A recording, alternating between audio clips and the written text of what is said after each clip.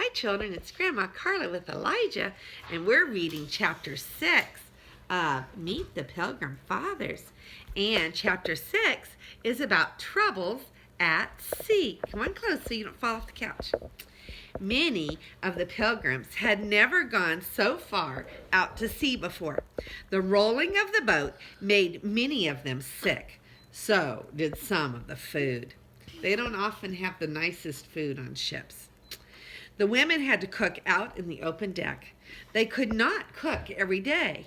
Sometimes the wind blew too hard. Captain Jones was afraid the women's fires might spread and burn up his ship. So on windy days, the pilgrims had nothing to eat but cold, dry food. For a month, the Mayflower had good weather. By early October, they were halfway across the sea. Then the ship ran into a storm. Great waves began to crash over the deck. The captain ordered the sails taken down. He sent all the pilgrims to the covered deck. The Mayflower was tossed this way and that.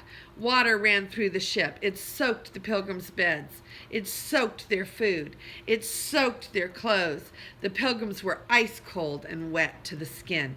Many were sick. Many were afraid. The ship creaked and cracked. The pilgrims were sure the Mayflower was going to break in two. The pilgrims huddled together on the covered deck. One day John Howland could take it no more. He said he had to have some fresh air.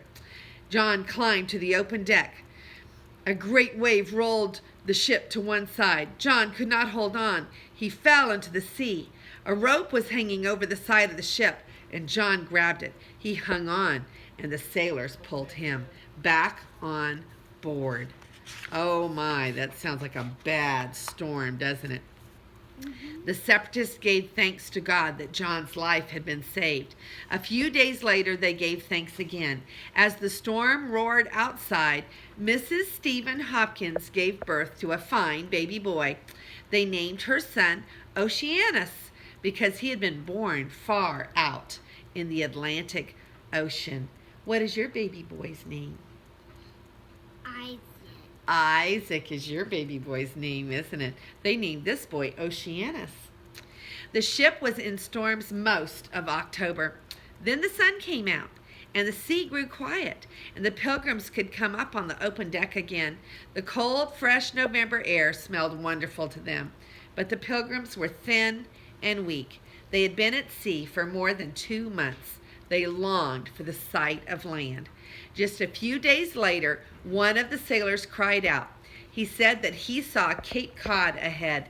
The pilgrims ran to the Mayflower's railings. In the early morning light, they saw the white sand beach. They saw woods and bushes. They saw America. Captain Jones said that Cape Cod was a long arm of land.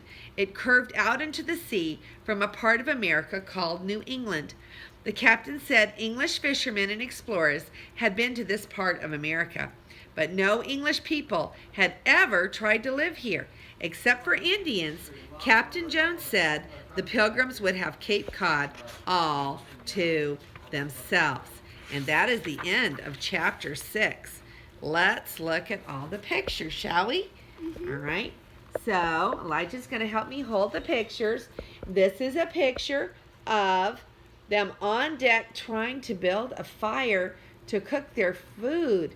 And they couldn't do that very easily on windy days, could they? And then, let's see another picture.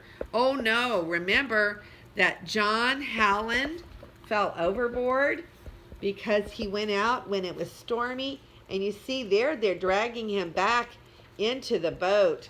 I'm so glad there was a rope out there for him to hang on to. Aren't you? And that is the end of chapter 6. And this is Grandma Carla, and this is my friend Elijah, and we love you.